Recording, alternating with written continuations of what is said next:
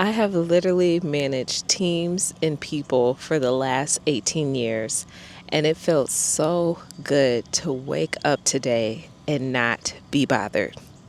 I don't have anyone texting me before I get to work. I don't have anyone calling me. I'm not in any group texts right now. I don't have the cleaners texting me, asking a question, needing the door unlocked or the alarm shut off. I didn't have any of that. I literally woke up this morning to Cardi kicking me in the side and the best sleep I have had in a really long time. So this is week one, day one of not having a job. And if you followed any parts of this journey or you found me, you would know that a couple days ago was the last day at my job. I had gave my resignation letter because I was experiencing burnout. I was just tired. I started feeling disconnected. And quite honestly, it started pulling me away from parts of myself that I enjoyed. And when I'm losing joy, when I'm losing my thrill, my, go, go, go, I can't ignore the signs that my body is telling me. And that decision and those signs led to this moment today. And I'm really taking this in, y'all. I get to have a slow morning today. I woke up, my alarm still went off at 5 a.m. because I want to keep a routine for myself, right? It's not just no job, while out, like literally watch Real World all day long. Like it's it's none of that. It's still intentional time to slow down, but I told myself I am taking this whole entire week to rest and just be a human. Now, what's interesting enough are the commitments that I have that I'm excited about, because those are the things that actually fuel me. I have 2 coaching calls this week with my cohorts.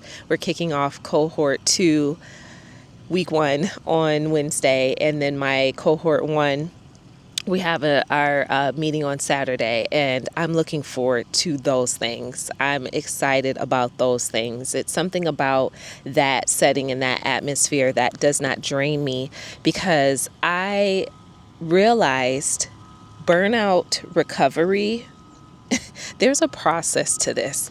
And I got notes because I need you to hear this. This may be you, and I hope you take notes for yourself as well, because the goal, I just saw a bunny run towards the water, and bunnies can't swim. So I'm just curious what he's doing. The goal, of course, is to have more awareness with your body, with your relationship, with your reality. So when burnout starts to arise, we have a system in place to help manage it. We have ways to try to reduce it, right?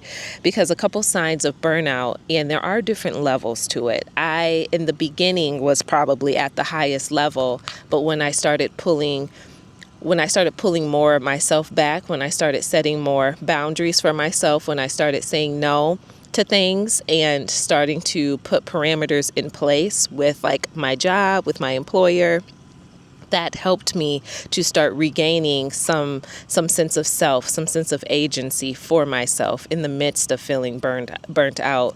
But the signs are there for some people, maybe you, and I encourage you not to ignore them. If you're experiencing chronic exhaustion, you come home and you just have no time to do the things that are essential. You have no time to sometimes do your basic necessities, right? You just come home and do enough to go to sleep and then get ready and repeat the next day. If you're seeing your reduced performance and productivity in your job, especially, I started to notice this with myself. I'm like, there's so much on my plate that I am not performing at the high level that I prefer to be, that I usually execute at. And now I'm starting to see it ripple effect in all these other areas, to the point where it looks like I'm just not doing great at all. And that couldn't be further from the truth. And it's disappointing when you have certain positions where you kind of just feel like you're set up to not succeed, and there's no way around that. If you're in increased irritability, frustration, if you're starting to feel lack of patience, in normal settings, in settings where you're at the gas station, in settings when you're in conversations with your friends, talking to your mom or your dad. Those are things and signs to check. Changes in your appetite and changes in your sleep. You don't get good quality sleep, and maybe you're eating less. Or like me, I just started eating kind of more fried foods, especially because that was available for me at work. I started that job 5 months ago with my nutrition plan, with a routine, working out 3 times a day. I ended it, gained weight, nutrition plan got dust on it, and that gym has not seen me in about 30 days. Okay. So I got some work to do.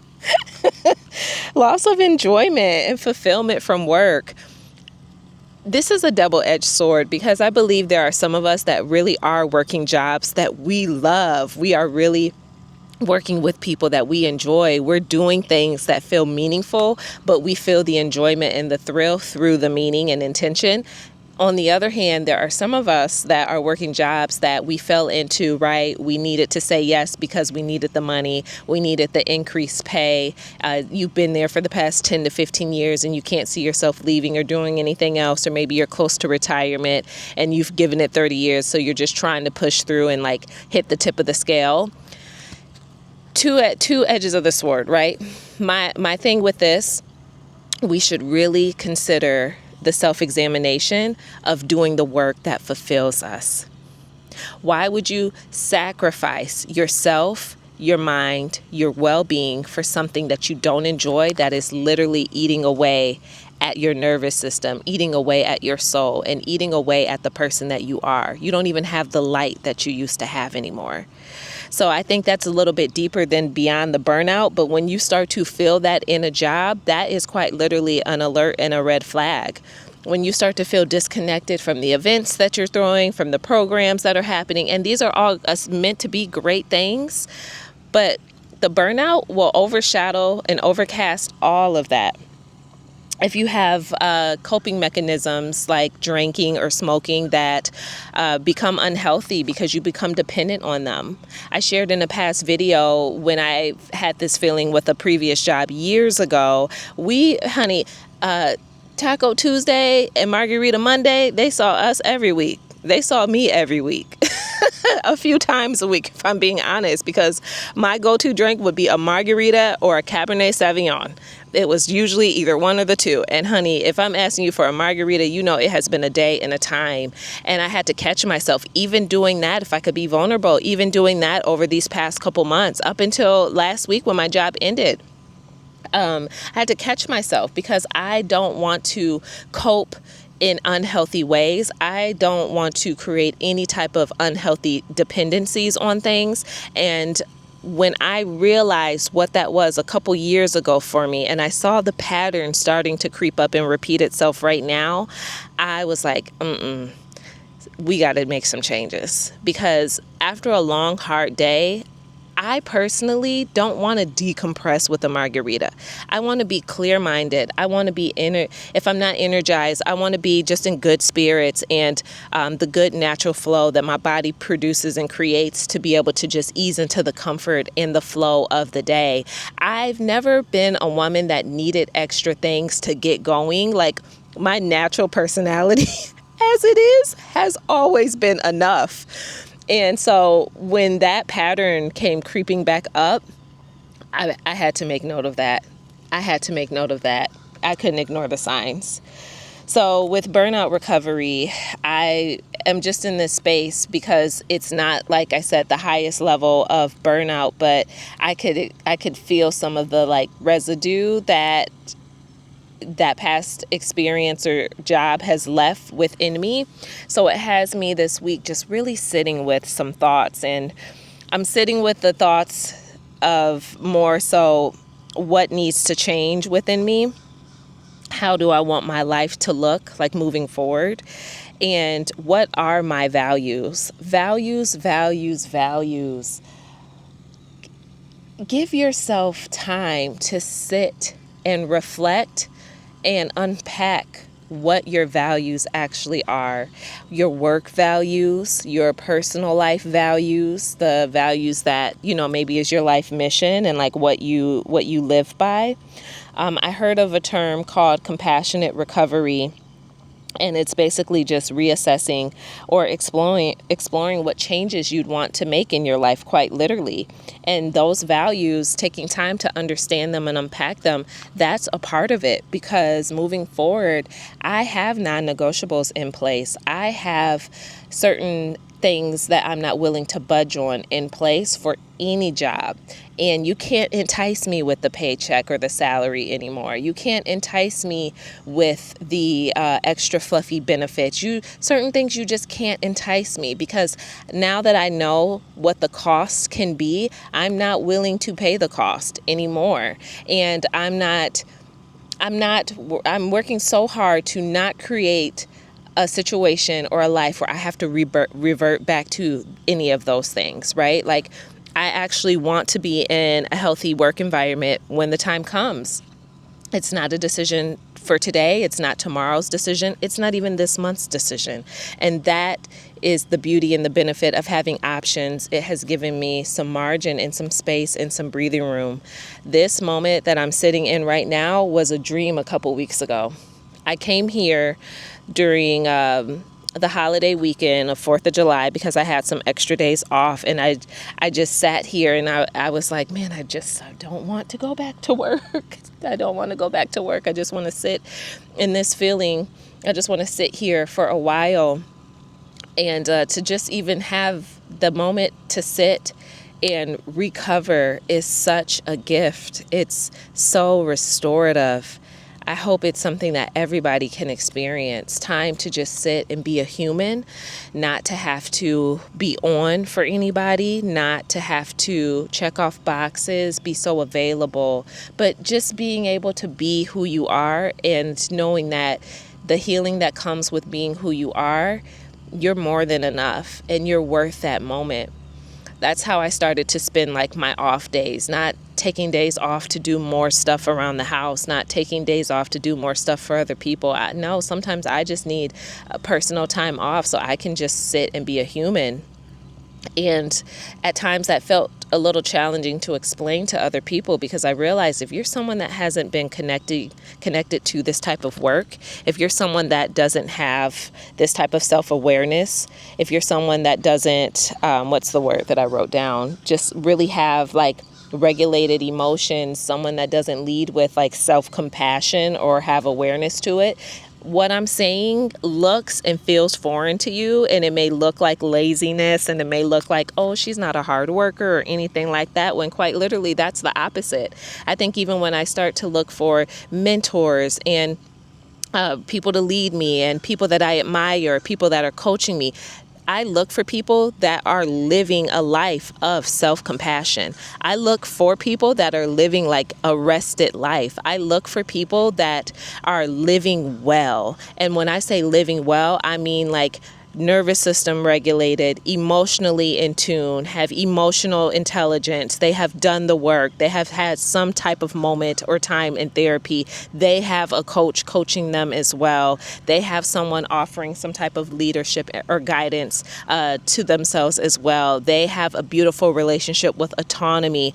Their navigation of past burnout isn't so much present in their life now because they set boundaries. They lead from that place. They lead from that healed space. They have that awareness within themselves. And so when I'm looking for somebody to even guide me, and y'all, this is all new learning for me right now because I have the space and time to think about this. That's what I'm looking for in someone to be my mentor or my coach. So burnout, it happens to us when we ignore our needs, when we're making choices that don't align with our life. In order to make a choice that doesn't align with your life, you need to know what's within your life alignment. If you have not spent any time there, then you are literally at the mercy of every situation that comes at you, every single ask, every single request, every single demand. You have to know what actually aligns with your life in order to know what doesn't. And you learn that with moments by sitting down, being intentional with the relationship that you have with yourself, with the time that you carve out with yourself in order to gain this understanding, in order to ask yourself the tough questions. Self-reflection is such an underutilized tool that will serve you so well as you navigate life, as you make decisions, as you say yes or no, as you take leaps and bounds, and as you just start to live a more elevated lifestyle. That will serve you like immensely. And then burnout also happens when when we do things that we just don't value, when we keep saying yes to what we really don't want. It's risky when you start to learn. It can feel risky when you start to learn what you don't want, because I feel like you'll say no to things quicker, and it may feel like your options are more limited, but your options honestly become more refined, if that makes sense. Your options become more refined because of the refinement that you've done within yourself and the way that you're choosing to navigate your life and navigate your time, navigate your well-being. And I'm really leaning into that a lot right now. Because having that friend ask me the other day, Renee, you're applying for more jobs. And I'm like, actually, I'm not. I'm going to take the whole month of August off. And I'm actually in the process of writing out my adventure list. I am writing out my adventure bucket list. I was making notes in this journal this morning, y'all, and just doodling and just really honing in on things that are meaningful. A part of recovery from burnout is spending time doing meaningful things. What is meaningful for you? For me, it's having a slow morning. It's having my coffee or my London fog. It's being outside in nature. Apparently, I missed the Lavender Festival, and I'm so disappointed, because how can you even run that back? I'm still going to search, but I think my window for it was up, right? And I'm so sad about that. I don't want things in my life to take away from the things that I want and I need and I want to enjoy in the moments like that, So meaningful for me looks like being able to be adventurous again and ride my bike. Do you know me and my dad went to 4 different stores yesterday looking for a bike rack? And here's the gag. My dad owned a bicycle shop for over 15 years and worked there 10, 15 years before that. And we don't have no bike racks. We got bikes, helmets, no racks. So now I got to order a bike car mount for my car online. But yeah, I want to be a biker. I want to just be outdoors. I want to just do things that are just slow and relaxing and restorative and be with my family and be with my friends. I get to see my best friend next week. She's going to drive up to Orlando to spend an evening and a half with me. And I'm so excited to see her because I haven't seen her since we celebrated her bachelorette party in Tulum. Shout out to my best friend, Stephanie. And then I get to circle around and go hang out with my girlfriends and my homies and my nieces and stuff like that in Georgia, because I'm going to pop up. I'm going to pop up because I have the time to pop up.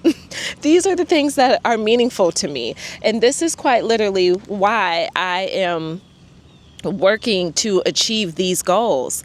I want financial freedom because I want to spend the time doing the work that I've been called to do in the way that I've been called to do it with the people I've been called to do it with. That's why Renee is chasing financial freedom. That's why I'm so grateful that, what kind of bird is that?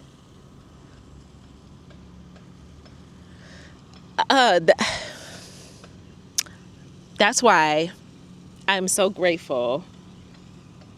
I am so grateful for this crazy, outlandish decision 8 months ago, in the midst of the burnout, in the thick of it, honey, that I started this YouTube channel. It was the one thing that kept me going. It was the one thing that I looked forward to every single day. It was the one thing that was not burning me out. I had to pour what I had left into something that actually wasn't draining or taking from me. It was filling my cup. It made me feel so excited to get my thoughts out, to get my emotions, to get my expressions, to get my point of view out here, because that was one less thing I had to carry in the midst of all the things that I was carrying, in the midst of the frustrations, in the midst of the heaviness, in the midst of the job transitions, in the midst of working 10, 11, and 12-hour days. My goodness. And then turning around and driving 3 hours a day. You know, the commitment to commute to and from work for 3 hours a day, that was another job on top of the other job. But you know what? For me, talking is healing and it's therapy. And I'm embracing that more and more. So starting this channel, having this space, creating my own little Netflix documentary was so restorative and so healing for me to be able to make the decision to do. Because had I not made that decision 8 months ago, you wouldn't know me, you wouldn't see me, you wouldn't hear my voice, and I wouldn't be sitting here right now. I would have been on my morning commute to my job, battling traffic for an hour and a half to clock in and maybe work another 8, 9, 10, 11-hour day. Who knows? Who knows? So you never know what decision is going to get you to where you need to go. But the beauty and the commitment and the connection of spending time self-reflecting, spending time in true self-care, and having some form of emotional compassion for yourself, emotional awareness for yourself will serve you in every single season, because it's a part of your character building. And when you have this understanding and this knowing within who you're becoming and who you're transitioning into, it just helps you with your future decisions. Your yeses feel different. Your nos feel different. Your time and the space and the margin just feels so different. And I think this is why I made that outlandish disclaimer a few weeks ago, that I want to help at least 100 women before the end of 2026 start their YouTube channel.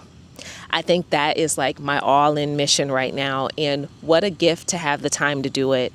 I literally have the next, what month is this? August, September, October, November, December. I literally have like the next 4 months to truly kind of go all in this capacity, to be able to commit to serving women in that way. And I have no idea what the next 4 months are going to unlock, how they're going to change, what they're going to do. We don't know. We don't even know what tomorrow is going to hold or promise. Lord willing, we make it till tomorrow. Lord willing, you make it to see this video.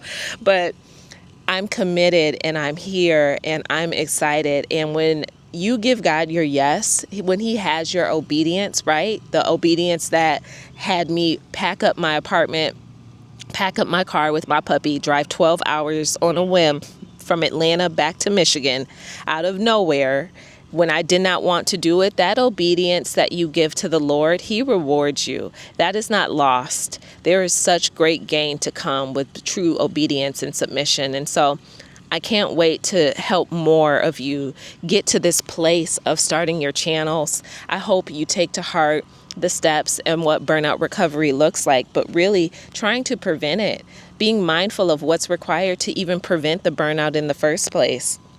And then getting to a point where you make a long-term self-care plan. Just give yourself space to do these things. This is literally what I'm leaning into this week. I'm trying to get a bike rack. I want to go on more adventures. I found a new camera that I want to get that I can capture. It's the, oh man, what was that camera called? The X365, 365 X5 something. I don't know. It's a bunch of numbers and letters.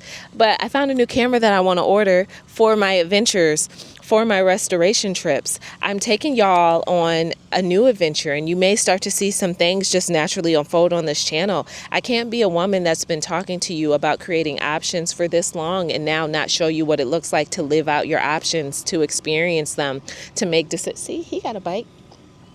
To live out your options and experience them and be able to make decisions from the place that is most authentically the reality that you want to have. What do you want?